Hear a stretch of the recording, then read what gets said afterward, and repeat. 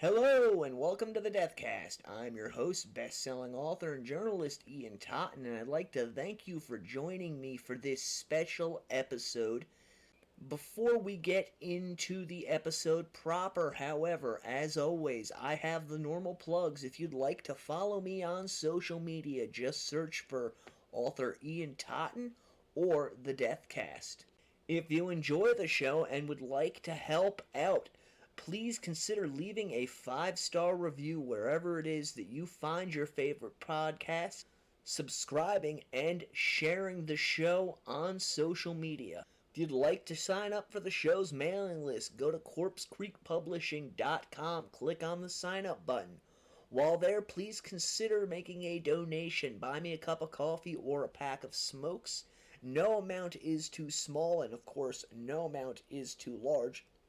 And lastly, if you would really like to help the show, you really enjoy what I do, consider going to tinyurl.com/DC Patreon for as little as $2 a month. You can get exclusive access to episodes. Alright, now that all of that is out of the way, I'm really excited for this week's guest. The man is a legend in law enforcement circles across the country. He's the author of the book San Francisco Homicide Inspector 5 Henry 7, which you've heard me mention numerous times on this show. This week, our guest is retired San Francisco Homicide Inspector Frank Falzon. Frank, are you there? I'm here, Ian. Thank you for having me on your show. Thank you so much for coming on the show, Frank. I really appreciate it. Before we start talking about the book, why don't you tell the listeners a little bit about yourself? I'm a married man, married to my high school sweetheart. We ended up having 4 children. We now have 9 grandchildren. I'm a retired San Francisco homicide inspector, 28-year career veteran.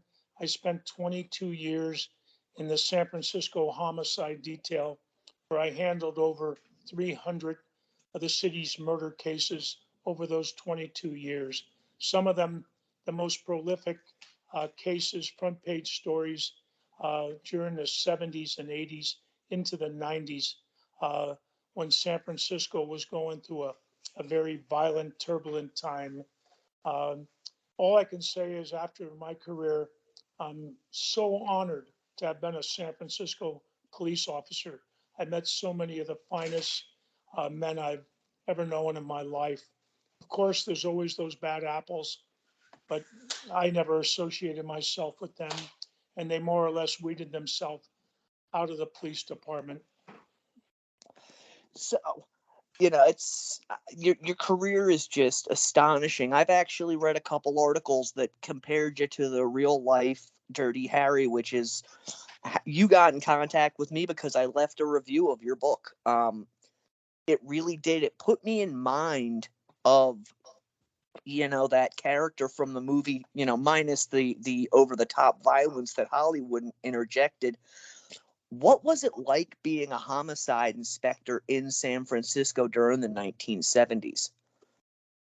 For a young man that started out in the police department, I wanted to be the best police officer I could be. And I realized at an early age that law enforcement was truly a calling for me. I always felt the cops were the good guys. And in the 50s, when television was invented, my favorite shows to watch were always the law enforcement shows, Streets of San Francisco, Dragnet. My all time favorite was Racket Squad with Captain James Braddock, who broke up a lot of con games. So I always had an interest in the human mind and what made the criminal behave so differently than the law abiding citizens.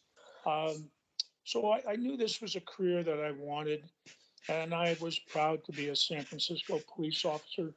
I strove to get to the top, and fortunately, I did spend 22 years working at the highest level as a homicide detective. You and I were talking off the air about some of the cases you had in, you know, were involved with, I thought maybe we'd go chronologically just over some of the ones you and I discussed. You were involved with the Zodiac case. Yes, Zodiac was assigned originally to Dave Tosky and Bill Armstrong, two of my fellow detectives in the homicide unit. Eventually, Bill retired, and Dave was removed for some reason and placed in the robbery detail. I was called over to the chief's office, and I was told that I was now in charge of the Zodiac case. But the case at that time became dormant. There were no new leads ever received by me during the time that I had the Zodiac case.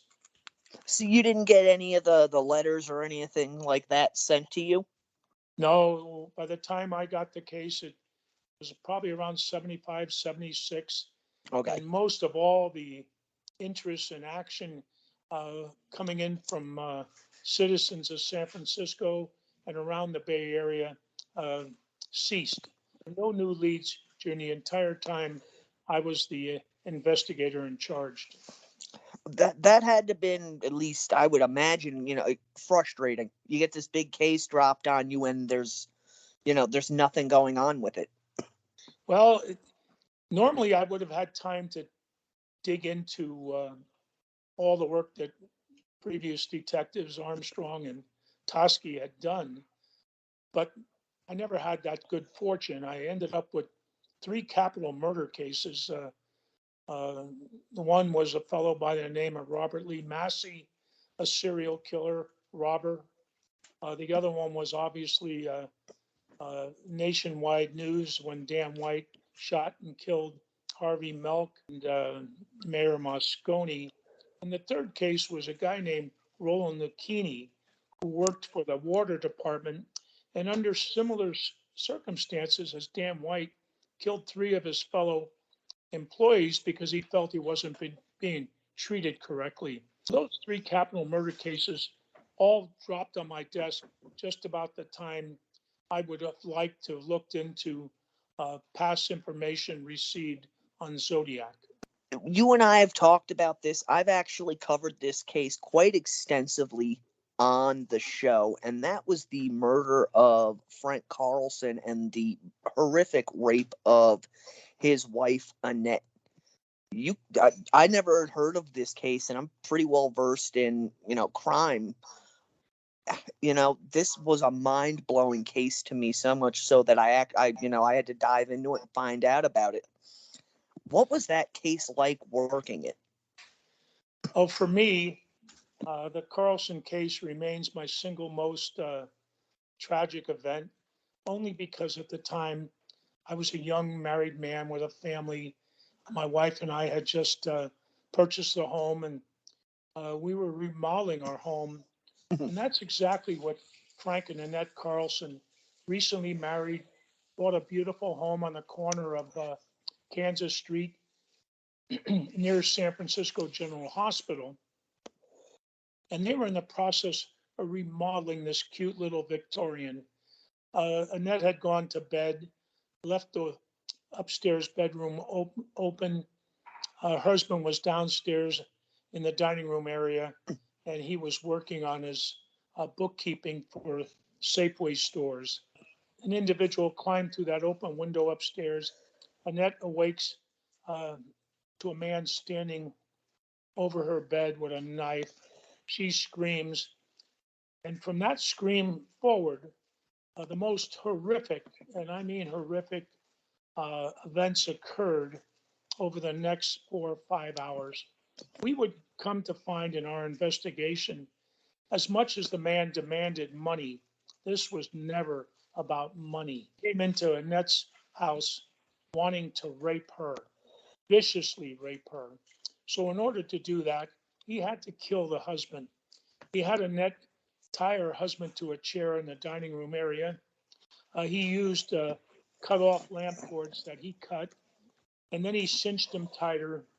And then he would proceed to beat poor Frank Carlson to death using a claw hammer, in fact, breaking the claw off of the hammer handle. He then picked up a chopping block, 3 inches thick, a cutting block, hit him over the head with that, broke the corner of that 3-inch block, picked up a jar of coins that they tried to appease this animal with, as all the money that they had, smashed that huge jar of coins over his head, picked up a potted plant, smashed that over his head, knocking poor Frank onto the floor. He kept yelling, "Die, you bastard, die." It was at that point poor Frank Carlson was in fact dead. He then turned his attention to the person he really wanted, and that was Annette Carlson. And he led her upstairs to the bedroom, the very room that he had crawled into. And for the next 3 or 4 hours, this sick, demented man forced poor Annette Carlson, who was terribly traumatized by this time by what she witnessed with her husband, to commit every degenerate, every vile sex act humanly possible. When he was finished, Annette said, "Please, don't kill me. Let me live." And he laughed. He says, "No, I have to kill you. You know who I am." And he picked up a toy rocking chair on the floor that she had as a child, and he began beating her until he broke the rocking chair. Every blow he struck, he was pulling flesh. And then he picked up a paperweight that was on top of the dresser, wrapped it in a towel, and began swinging the towel at her. Every time he hit her, she was trying to ward off the, the blows with her arms, and he kept inflicting blow after blow after blow, ripping her scalp, her face, her body, upper body was virtually broken, just like her husband's. As she laid there on the bed, she says, "Please, please, just let me die. Let me die."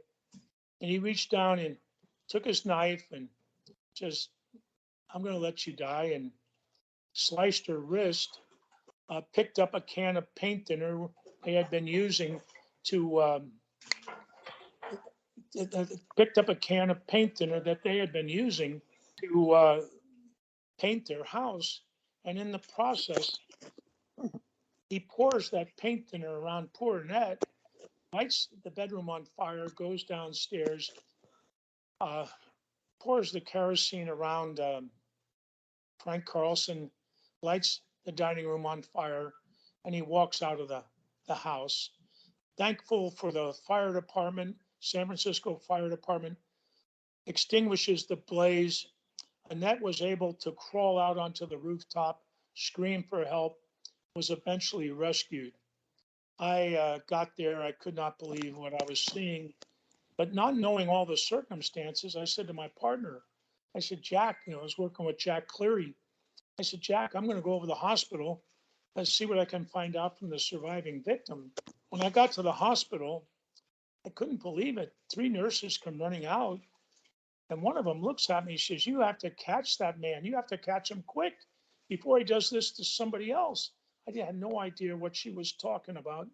A doctor came out and he says, "Are you a policeman?" I said, "Yes, I'm a police homicide inspector." He says, "She's going to die, but she wants to talk to you." And he led me into the surgical room where they were working on her. And I couldn't believe what I'm seeing. This woman who is beaten to a pulp, being sutured and stitched up, she is trying to help me as much as she can. She's telling me everything that happened because she said to me, "Inspector, I don't want this to ever happen to anyone else." I I had been told before I could go into that room that I had to scrub up, I had to put a gown on, I had to put a mask and a cap on my head. And I went in there with my notepad and pencil, and I was writing very quickly, trying to capture everything she was telling me. And we left, Jack Cleary and I, we came to the conclusion money was definitely secondary. This man was there to rape poor Annette. It's like I said, it's one of, if not the most horrific cases that I've ever come across. And I know Annette was, really integral in helping to capture Angelo Pavaju, along with her father, who was able to draw sketches of the jewelry he had stolen. And that's really what broke the case for you, correct? It was absolutely unbelievable. We knew that he took much of it, poor Annetta Carlson's collection of jewelry, much of it had been given to her by her grandmother. That grandmother's son was Annette's father, a very skilled engineer.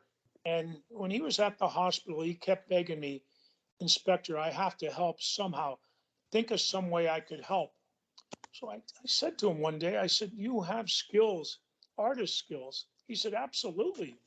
I said, could you and Annette design the jewelry that was stolen? He said, of course I can. I always admired my mother's jewelry. So he says, with Annette's help, we'll get that for you. Well, they did such a perfect job of 6, 7 pieces of jewelry that were stolen. And I asked two of the premier news reporters at the time, one from Channel 7 News Television, the other one from the San Francisco Chronicle, a man named Bob Pop. And they both went public with those pictures. And I'll be darned, a couple of days later, I got a phone call from a gentleman down on Market Street who worked for Genzo Lee Jewelers. And he says, Inspector, I think I might have the ring that you're looking for. Well, I took that ring to the hospital, showed it to Annette, and there she was with cast on the arms and slings and head totally bandaged, looking out through slits in the bandages. And she held the ring up where the sun was shining in from the windows, and I could see tears forming in her eyes and then coming down the bandages. She says, Inspector, this is my grandma's ring. Look at the inscription inside. And she was 100% right. That ring led us to Angelo Pavaggio. And ironically, Annette lived on one corner on Kansas Street. This man lived on the opposite corner. When he was saying he had to kill her because she knew who he was her neighbor. For the postal department, he was a mailman. I just absolutely heart wrenching story. And, that you were able to solve it,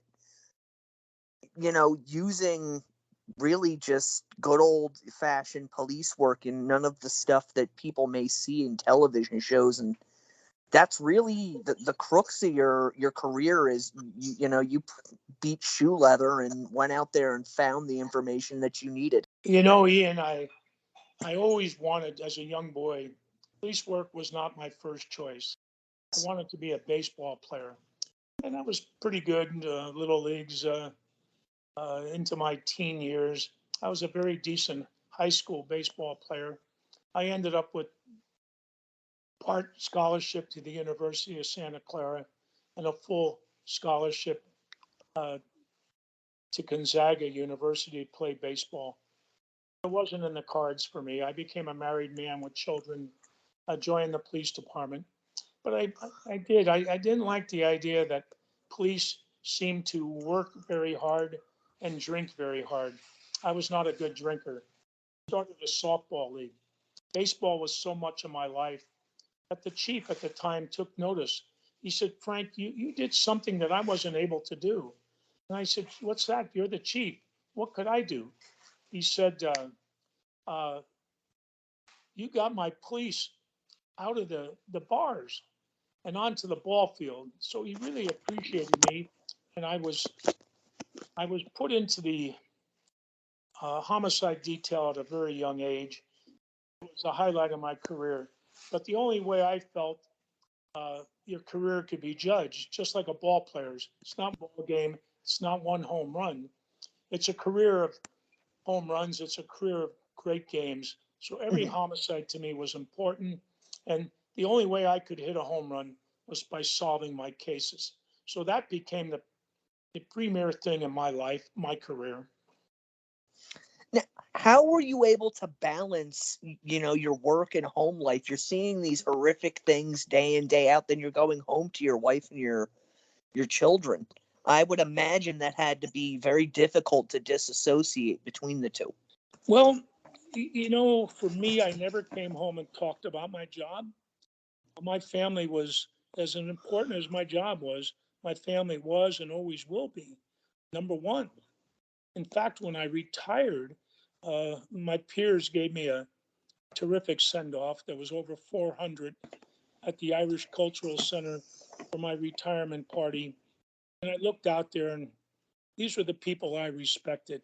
Uh, I never talked about my career to my family. They were the important ones when I was around the house.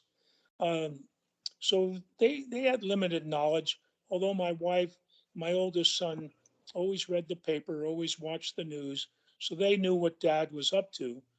Younger children, fortunately, I hid most of my career from them. I would imagine that would have to be difficult. I having never done anything like you have done in life. Going home with these images and what you're doing at work stuck in your head. I know you had the softball league. Did that help you to kind of take some of the stress of the job off?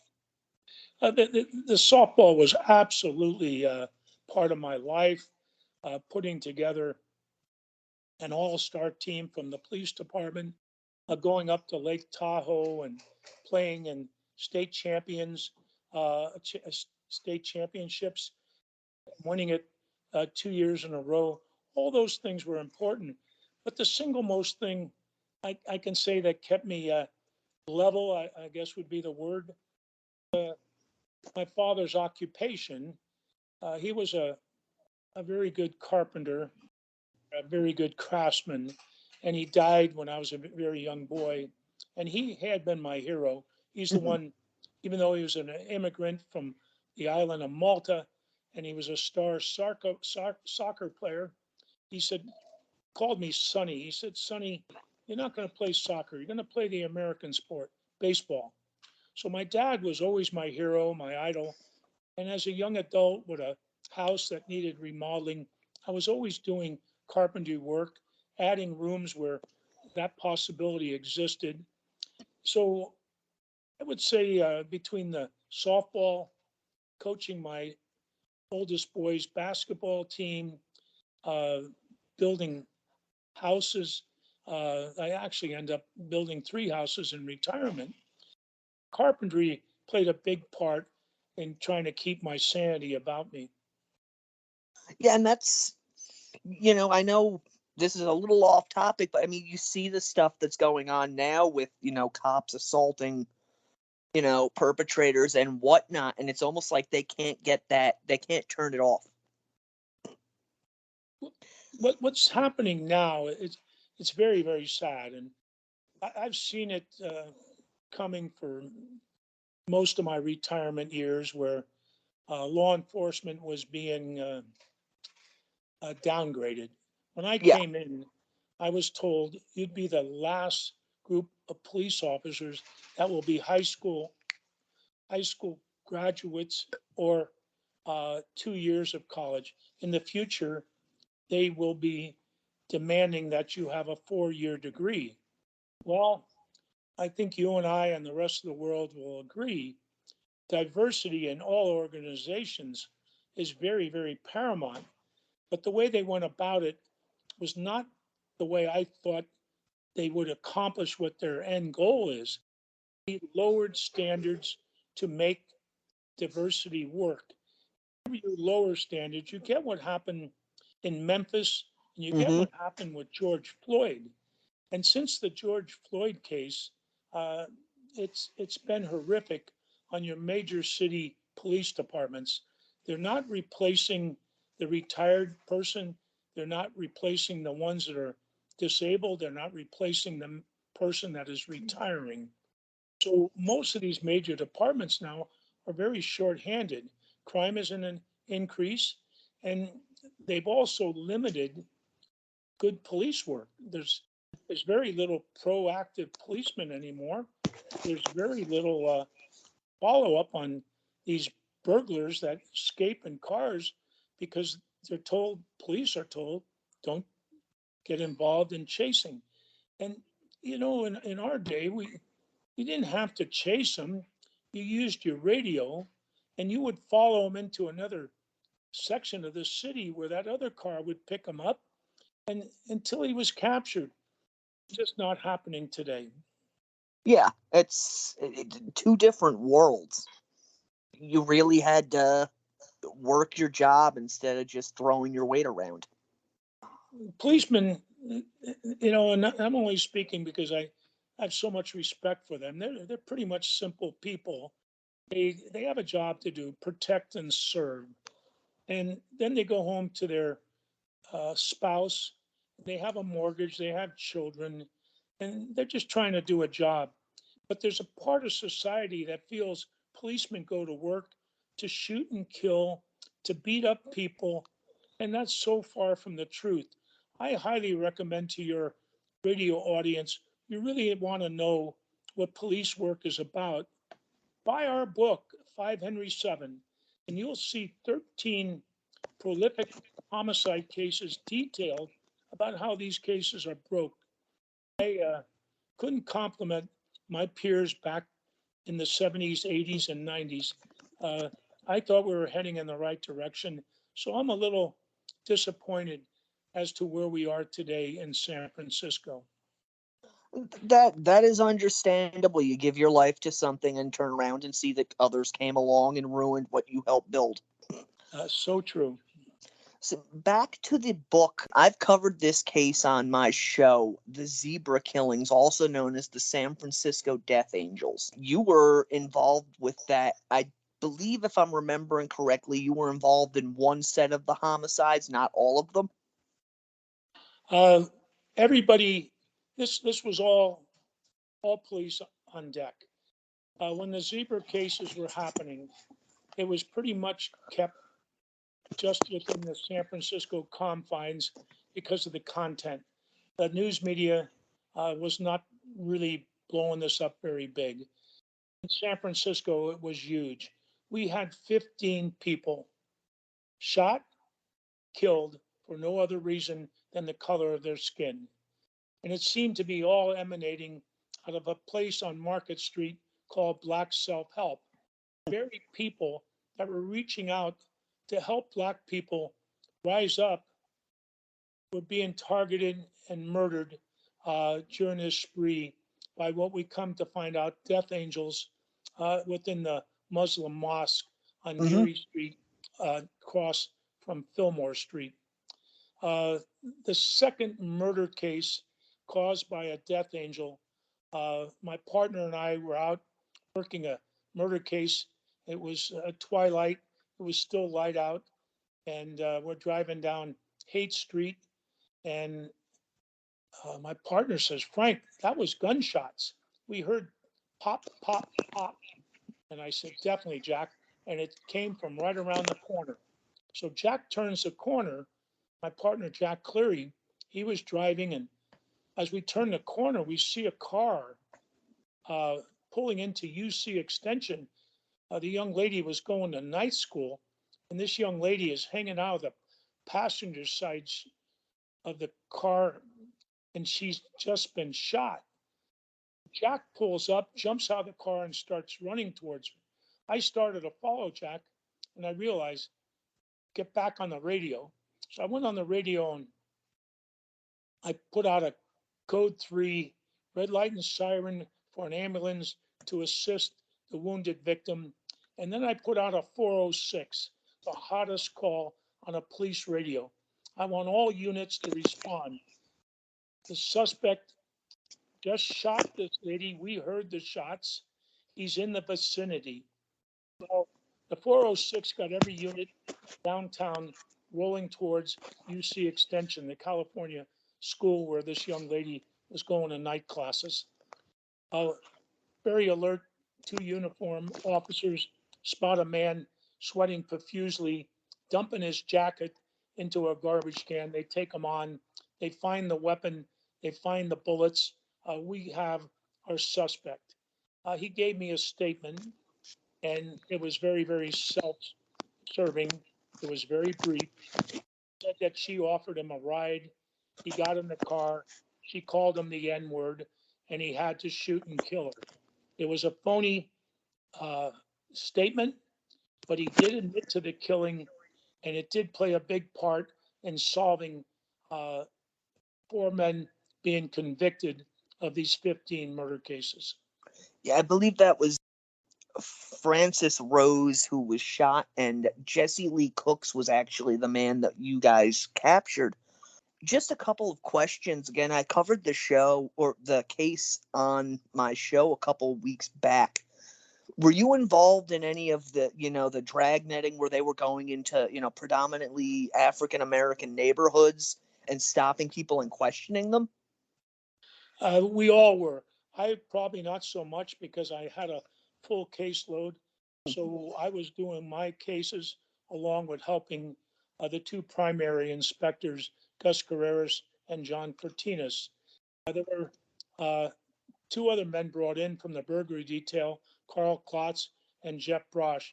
That was Mhm. Team A. Team B was consisted of three of the best black inspectors we had in at that time, head up by Rotea Guilford, Prentice Sanders, who would eventually end up becoming chief of San Francisco, and Herman Clark was brought over from the robbery detail.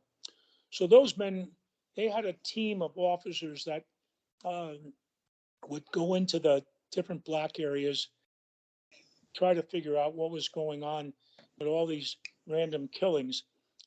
Because of the lack of news media, historians are now saying there were, in fact, 72 of these hate crimes where blacks killed random whites up and down the state. Yes, I've read that. I believe actually the mayor at the time linked 50 or 52 cases initially to the group that was operating in San Francisco. Yes, that was Mayor Joe Alioto who led this manhunt to try and put an end to these death angels. One last question concerning the Death Angels, and this is something that really doesn't, people don't talk about this stuff too much, and there was some serious pushback over police going into these neighborhoods and stopping people. Is that a really something that demoralizes the force as a whole when they're out there trying their best to solve these crimes, and the community is pushing back, the way that the police are handling it? Well, you're asking a police officer, so I can only tell you how I personally feel. I think the day when we get leaders in the ghetto communities, the poor parts of San Francisco, when we get these leaders working with the police department to try and get the guns off the street, to stop the problems happening in these neighborhoods, that's the only time society is going to level out and we'll see good things start to happen. If you throw up nets and you try to stop it, you're not doing justice for the black people. I can tell you factually, many times. In fact, it was one of the reasons I eventually left the homicide detail. Going into the ghetto communities, these areas where people are put into subsidized housing, and there's been a murder, and you ask them to please help you solve the case. They look at you, these are good people looking at you with tears in their eyes. Can't help you. You realize what will happen to us? We have to live in between these killers. They control, they are the dominant force, not the police department. We're an afterthought. Those people stuck in these subsidized housings, they fear the criminal. We're going to move on to another case that you and I had briefly discussed off air, and that was Juan Corona. How were you involved in the Juan Corona case?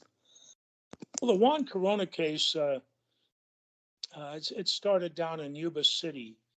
And I don't know much of the criminal history with the police department, but apparently they had very few homicides.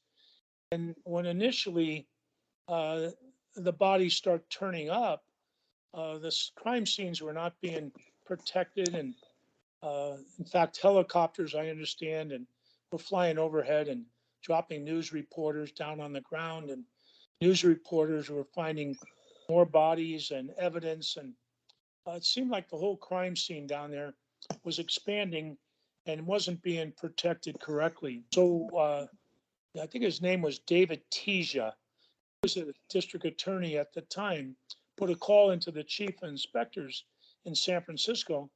And he said, could you send me a couple of experienced men down to Yuba City to work with us? So my partner, Jack Cleary, and I were sent to Yuba City.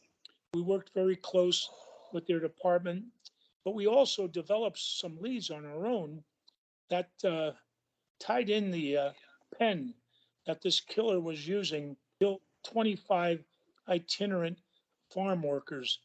And it looked like at first it was a symbol because there was an X on every body. We came to the conclusion it was just uh, Juan Corona swinging a machete, putting one blade on the body, and then coming back and making another swipe, causing the X and killing these people.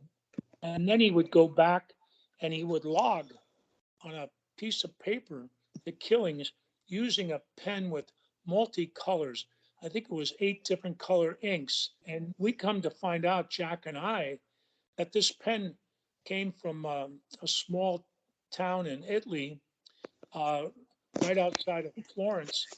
And they asked us if we would be interested in going to Italy to follow up on the investigation. So Jack and I, uh, ironically, it ended up being a blessing in disguise. They asked us if we could do an excursion, which was a 15-day trip for a 3-day investigation to save the state money. It ended up that we took our wives, did our 3-day work, and we had a vacation in Italy. It was actually the first time my partner and I were overseas. Now, did that happen often during your career that you were, sent overseas on excursions? It did play a part in the trial that the pen. The unfortunate part was once Jack and I did our investigation, uh, we found out 2 things that didn't really help the case much. One was there was a shipment of those pens sent to the Sacramento area, Florence to California. So that watered down the pen theory. And then we found out that the man that we tried to interview, who had hired Juan Corona to work on his farm, well, we located him and he was in a sanitarium. He, uh, he was mentally unstable. That was the end results of our investigation. And they did eventually, convict Corona of, I believe they sentenced him to life in prison, or it might have been to death sentence initially, and then that was overturned and sentenced to life in prison. That is correct. So, moving on into more stories from the book, I'm really, as we talked about off air, I'm touching on the big ones that people will have heard of. I'm hoping that my listeners will go out and purchase this book, San Francisco Homicide Inspector 5, Henry 7. Harvey Milk. Trying to remember the name of the individual who was responsible for the death of Harvey Milk. I know they made a movie of it. You were more than tied into this case. So what happened there? Okay, the day of the shooting and killing of Mayor George Moscone and Harvey Milk, my partner Herman Clark and I were for the on-call team. I was called upstairs to my office. I had been down with the district attorneys working on another murder case. And when I walked in, I was told, get up to City Hall. There's been a shooting. Well, my partner and I race out of the office. We get to the car. We're heading up to City Hall. And the whole time on the ride up to City Hall, which is about 10, 15 minutes, I'm thinking, I know who these suspects are going to be. Remember, about 10, 11 days previous, Jim Jones had killed over 900 people in Guyana. Stories were broke in the San Francisco Chronicle that the remaining disciples were coming to the city to seek out politicians to kill them. So my mind was totally convinced that it was going to be one of Jim Jones' disciples. When I got to City Hall and we raced up the stairs, um, 2 or 3 flights of stairs, I got to the top of the mayor's offices, and there was Sergeant Jim Molinari, the mayor's bodyguard, waiting for me. He said, "Frank, the mayor's dead." Wow. It was like I got hit with a sledgehammer. But what he said next was even more profound. I said, "Do we have a suspect?" He said, "Yes." I said, "Who?" He says, "Your friend Dan White." I said, "Dan White?" Dan White was a supervisor. He had been a fireman. He had been a San Francisco police officer. He had worked Northern Station with me. He had played on those softball teams, and when we won the state title, he was named the most valuable player. He was like a kid brother. He grew up with me. Uh, he went to St. Elizabeth's Grammar School. He was the All-American boy. Beautiful family. I'm stunned. My friend Dan White killed the mayor. I would surely find out that he also went over across the hall and he shot and killed Harvey Milk. I had known that there was troubles up at City Hall. The cops don't get involved with politics. They hate politics. The politicians, they're your friend 1 minute, and when they need your help, they put you in hats and bats, which we used to call riot helmets and batons, something all officers don't like because it pits you against your fellow citizen. So we don't really like politicians because when they need you, they throw you out into the street to quell disturbance. And then on Monday morning, they sit back, they look at film and say this officer, that officer overreacted, and those officers are brought up on charges. So it leaves a terrible, terrible taste in the police officer's mouth. Dan White was probably one of the last people I would have expected to shoot and kill anybody. He was a moral man. I never heard him swear. He was a gentleman. He would always open the door for the lady. Um, I had a tremendous amount of respect for Dan. That day, I was in charge of taking his confession, and he had already stated to his buddy Paul Chignell, a police sergeant at Northern Station, where he turned himself in, he wasn't going to make a statement. So when I walked into the interrogation room, he looked at me, and I knew when he looked at me, I was a man he respected. And he started to cry, sob, convulse. I looked at him like he was a pressure cooker with the lid blown off. He says, "Frank, I want to tell you everything." I said, "Stop, Dan. I have a job to do. We're going to do this right." I went to my desk, put my gun in my desk drawer, locked it up for obvious reasons. My tape recorder. I asked Eddie Erdlatz, one of the inspectors in the unit, to join me, and we went in and took Dan White's statement. It was a very emotional statement, very self-serving statement. And when we concluded, we had a confession to 2 killings, the shooting and killing and execution of uh, George Moscone, the mayor, and the shooting, killing, and execution of Supervisor Harvey Milk. Some in the community criticized my technique. Those were friends of Harvey Milk's and George Moscone, that I should have been harder on Dan White. I allowed Dan White to do a narrative. The reason being is when we had Dan White in that interrogation room, I had zero, absolutely zero knowledge, and neither did Inspector Erlatz, as to why these cases happened.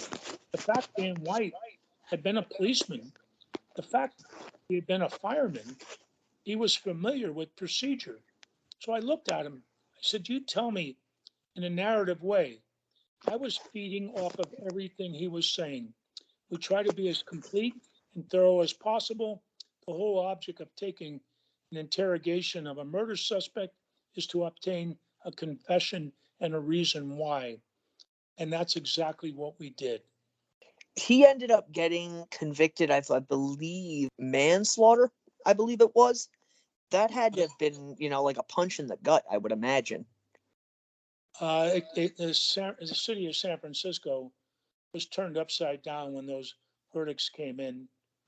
I was sitting inside a bulletproof glass partition separating spectators from the judge, the prosecution, the defense, and the jury, and the court bailiff, Mhm. and the defendant. So when that jury came in and they read the verdict, uh, it was stunning. Just prior to the jury returning, at that time, the head prosecutor, the head district attorney was a man named Joe Freitas. Joe entered that part of the courtroom, the bulletproof area, sat down between me and the prosecutor, Tom Norman. He looked directly at me and he said, Frank, what do you think the verdict's going to be? And at that time, we had heat of passion on the books that diminished premeditation. So I looked at Joe Freitas. I said, Mr. Freitas, my opinion, it's going to be voluntary manslaughter on George Moscone, the mayor. But when Dan emptied his gun, reloaded, walked across the hall, reloaded his gun, and shot and killed Harvey Milk, that's premeditation. So I think Mhm. it's going to be voluntary manslaughter and murder in the first degree. Well, my dear friend Tom Norman, the prosecutor, got very upset with me. And he looked at Joe Freitas. He said, Joe, Frank's got it 100% wrong. It's going to be 2 first degree convictions. So when the jury read their verdicts of voluntary manslaughter, both counts, Tom Norman and I were the so called experts. And we both had it wrong. This was the press, the media, they ran out of the courtroom so quick. This was front page story for days. That night, a peaceful demonstration turned into a riot. I believe there were 7 or 9 police cars set on fire. City Hall windows were broken. Uh, the city was upside down, buildings burning. The White Night riots uh, were something else. That had to, again, just been absolutely stunning. Dan White, he didn't get a lot of time, though. I believe it was 8 years or something to that effect. Dan White was released, I believe, after doing something like 5 years and some odd months, Mhm. and he was paroled down to the Los Angeles area. And at that time, the news media was trying to track down Dan White. They were relentless, like they should be. They were trying to find out where this murderer who killed 2 people in cold blood got off so easy. Where is he? So I received a phone call one night, and I knew right away it was Dan White. And he says, Frank, I have to talk to you. I said, geez, Dan, I want to talk to you also. I wanted to know, what did I miss? I had a perfect case. So I flew down to Los Angeles. I met Dan. He was wearing a disguise of a baseball cap, sunglasses, and he was in typical Dan White, perfect shape. He'd been walking all over Los Angeles for weeks. The first day I was down there, and he told me that his in-laws had sent him tickets to some 1984 Olympic events. They were boxing matches and track and field matches. So Dan and I walked around, small talk. We didn't talk about City Hall at all. And then I think it's second or third day, I'm going to be flying out, and we're sitting out in the courtyard in the Coliseum following one of the events, and we had a Coke, a hot dog, and potato chips. As we're sitting there, I kind of leaned back and I said, Dan, I have to talk to you about the day when the mayor and Harvey were shot and killed. Did I miss anything? He didn't answer me directly. He leaned back and he said, I really lost it that day, didn't I, Frank? I said, oh, God, did you lose it? He said, it could have been a lot worse. When I heard those words, I was in shock. I said, what do you mean, a lot worse? He said, remember those loose bullets in my pocket?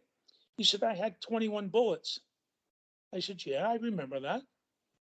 He said, I had 5 for George, 5 for Harvey, 5 for Willie Brown, who was a mayor and state senator here in California. He felt Willie Brown was controlling all the bad politics in San Francisco. I said, Willie Brown? I said, who were the other 5 for? He said, and I don't know this lady, these are his words. Carol Ruth Silver, she was the biggest snake of all. And I was floored. He had intended to kill 4 people. It was premeditated murder. It was unreal hearing that statement. When I got back into San Francisco, I relayed everything that was told to me the district attorney's office, and I was told, keep that information to yourself. And I did for 14 years. I shared it with a book writer who had dedicated many years of his life to tell the Mel Moscone story, promised he would never release the information.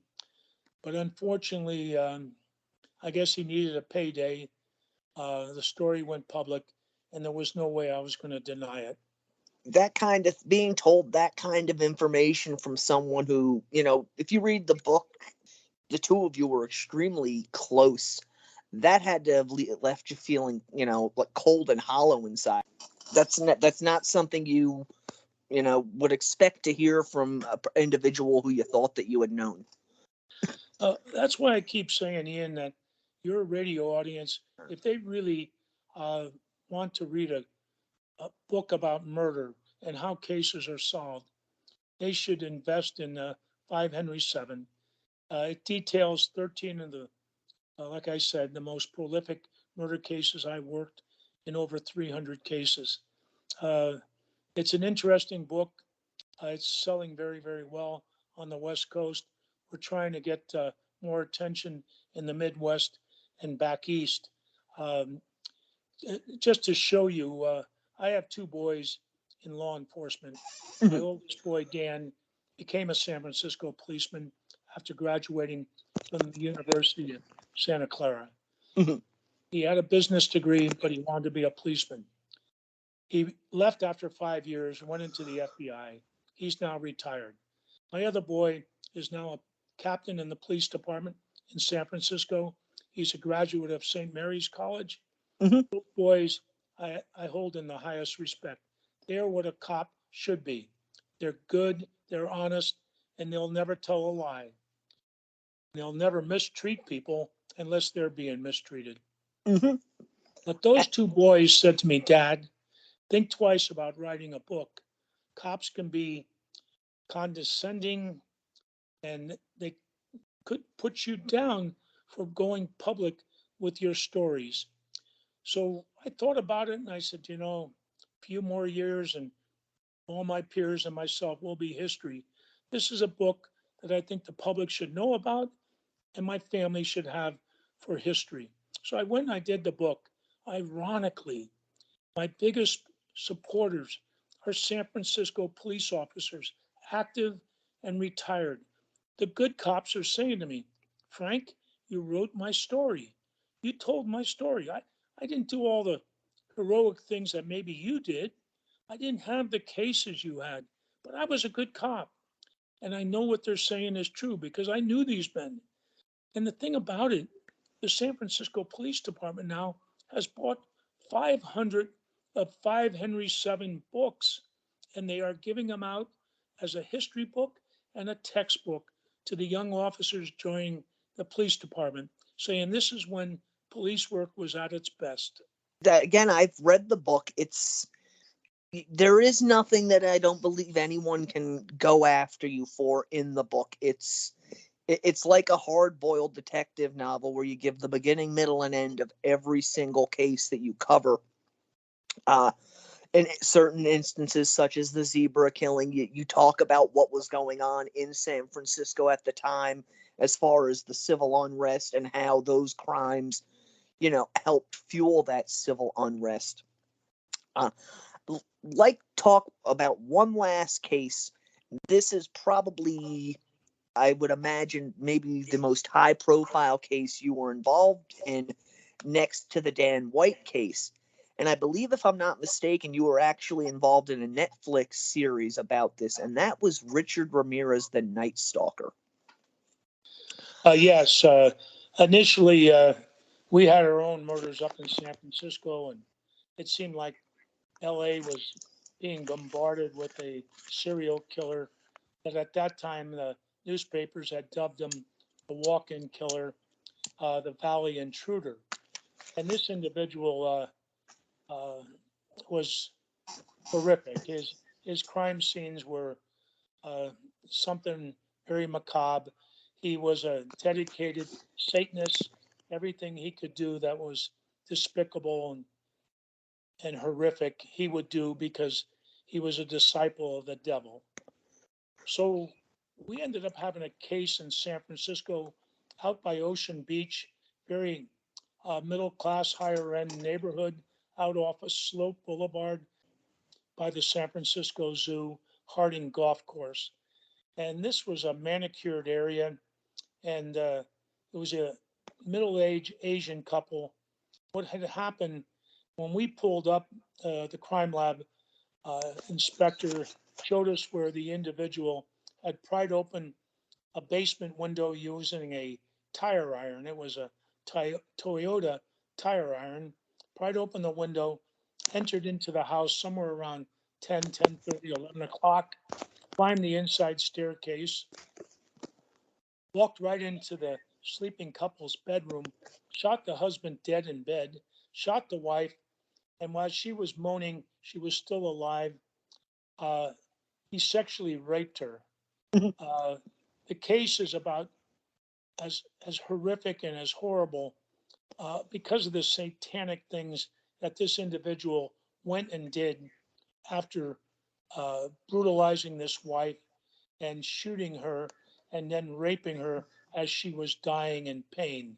He walked into their kitchen, opened their refrigerator, ate their evening food, leftovers, regurgitated it, went into the dining room area, scratched into the wall a large satanic symbol, pentagram with Jack the Knife etched into the wall. He then pleasured himself, leaving semen on the floor. This was one of the most gross scenes ever. Uh, one of the key things we had to work on early on were the casings that were left from the automatic 22 automatic weapon that this individual used. And the casings were very unique. They had a red primer. And this very alert Glendale police sergeant named John Perkins put a call into the homicide detail in San Francisco, talked to my partner, Carl Klotz, and they were going nowhere until John Perkins mentions the casings. And when Carl heard pink primer, oh my God, that's exactly what we had in our murder case. This is the first link to the Valley Intruder and the walk-in killer working San Francisco. So we sent our criminalists down to Los Angeles with our slugs from the crime scene. They made a ballistic match. Well, now the media dubs it the Night Stalker. My partner and I jumped on a plane to Los Angeles. They had 15 cases. I wanted to know, and my partner wanted to know everything we could glean from those 15 cases. One of the things we left LA with after 3 or 4 days being down there, they had established a first name of the suspect, and that name was Rick. Well, we come up to San Francisco. First thing I did was pull all burglary reports. I was going to take a month at a time, and I started to go through them. 3 days before the Pan murder case, there's a burglary case out on the Marina Greens off Lyon Street. Uh, and the reporting officers, ironically, was my son, a Northern police officer, Dan Falzon, and Marty Kilgara. They take a burglary report, and it was a hot prowl burglary. What hot prowl means is there's people in the house when the burglar enters and starts stealing your property. He was working upstairs. Downstairs in this house were two young ladies that had went to bed early. They did not hear the man rummaging through the house upstairs. We know for a fact he goes to the front window and looks out because somewhere around 10:30, Dr. Soroyan, who lived in the house with his wife, returns home from a dinner engagement. And as they pull in and open the garage door, our suspect is looking out the drapery and then exits a front door as they pull into the garage. Those four individuals, the two young girls downstairs, Mr. and Mrs. Dr. Soroyan, they don't realize how close they came to being part of the murder spree of the Night Stalker. We would eventually find out that one of the bracelets stolen in that case that occurred 3 days earlier from our murder was a link that would break the case wide open. The bracelet ended up down in Lompoc, California. Police sergeant got in touch with me. We were eventually led to a woman in San Pablo, the East Bay of San Francisco. She got the bracelet from a guy named Rick's best friend, her boyfriend named Armando Rodriguez. We would go to El Sobrante, where Armando Rodriguez lived.